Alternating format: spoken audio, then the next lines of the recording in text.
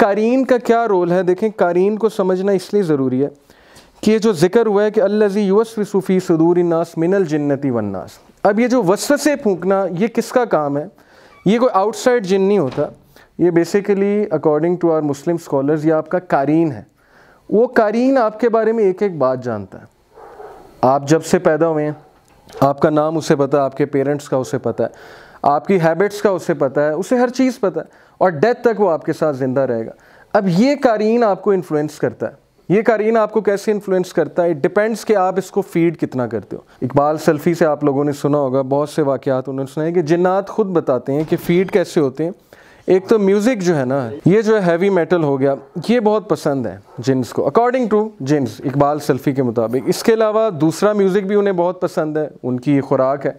इसी तरह पोर्नोग्राफी बहुत ज़्यादा ये उनको पसंद है और ये उनकी बहुत ज़बरदस्त खुराक है डेफिनेटली, तो हम उसे स्ट्रॉन्ग करते हैं। इसी तरह अल्लाह के नबी सल्लल्लाहु अलैहि वसल्लम ने देखें अहदीस में बताया कि राइट हैंड से खाना खाएं, लेफ़्ट से मत खाएं, क्योंकि लेफ़्ट से खाएंगे तो शैतान को भी आप फीड करेंगे। लेकिन इब्ने तैमिया अपनी बुक में लिखते हैं, उनकी बुक है जिन एंड ह्यूमन सिकनेस।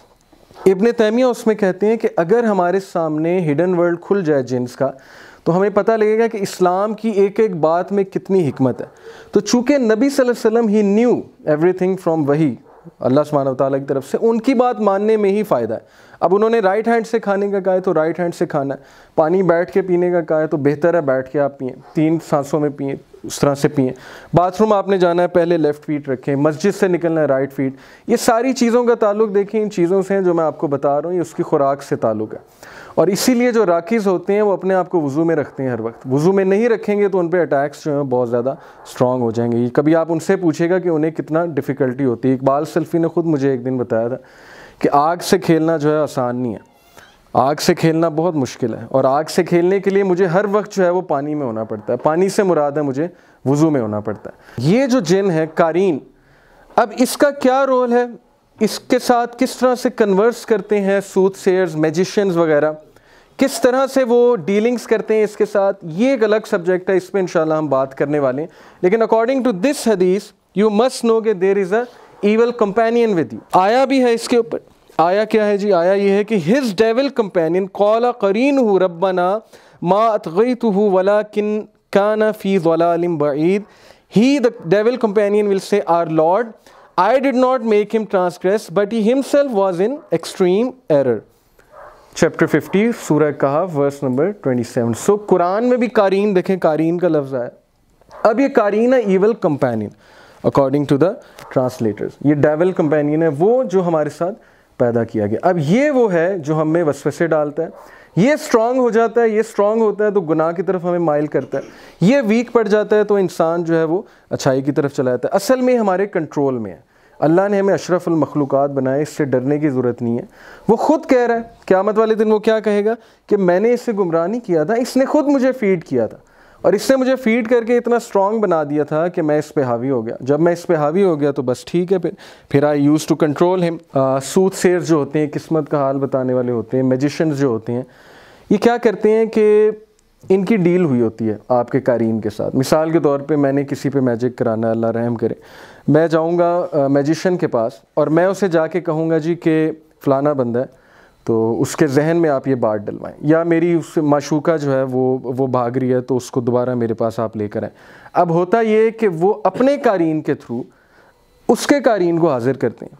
उसके कारीन को कैसे हाजिर करते हैं? Through some rituals. ये कोई आम सी बात नहीं है, इसके लिए रिचुअल्स करने पड़ते हैं। अब जो भी ये क्लेम करता है कि जिन्स मेरे अंडर हैं, तो this is a very false claim, because जिन्स किसी के अंडर नहीं आते। ये एक अलग बात है, ये एक अलग मौजू है कि जिन्स आपके शागिर्द हैं, जिन्स आपसे कुछ सीख रहे हैं, जिन्स आपसे कुरान पढ़ रहे हैं, कुछ उलमा से कुरान सीख लेते हैं, वो आपकी इज़्ज़त करते हैं, इज़्ज़त करके वो आपको कुछ बातें बताते हैं, आपकी कुछ हेल्प कर देते हैं, लेकिन वो भी जायज़ नहीं है हमारे नज़दीक। उलमा उसकी भी इजाज़त नहीं देते, क्योंकि अगर इसकी इजाज़त होती तो सहाबा से वलीउल्लाह बड़ा कोई भी नहीं था। सहाबा फिर बैटल्स में उनसे मदद लेते। अब ये जो मैजिशियंस हैं, ये किस तरह से हाजिर करते हैं कारीन को? ये उसके साथ डील करते हैं। उनका जो कारीन है, सबसे पहले तो वो डील करेगा उससे। वो कहेगा कि अच्छा चलें ठीक है, मैं उसके कारीन को बुला कर लाता हूँ, लेकिन इसके बदले आप क्या करेंगे? आप ये करेंगे कि आप अपने पाँव पे यूरिन के इंक से जो है वो कुरान की आयत लिखेंगे, और वो ये कह सकते हैं जी कि आप जो है वो जिना करेंगे। जब ये इस तरह की चीज़ें करते हैं तो जिन्स को एनर्जी मिलती है और जिन्स इनके साथ जो है वो कम्युनिकेट करना शुरू करते हैं, कारीन जिसे कहते हैं। तो बहरहाल ये है कारीन का कॉन्सेप्ट।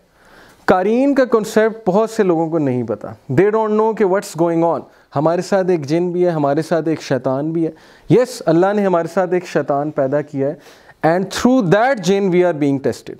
ये अल्लाह सुब्हानहू व तआला के टेस्ट हैं, अल्लाह नोज बेस्ट। अगर तो हम ज़ाहिर है ऐसे एक्शंस करेंगे सच एज पोर्नोग्राफी वगैरह वगैरह, ये जो सारे सिन्स होते हैं, तो एंजल्स तो भाग जाते हैं इन चीज़ों से, एंजल्स तो साथ नहीं रहते, फिर उस जिन को जो है वो स्ट्रेंथ मिलती है।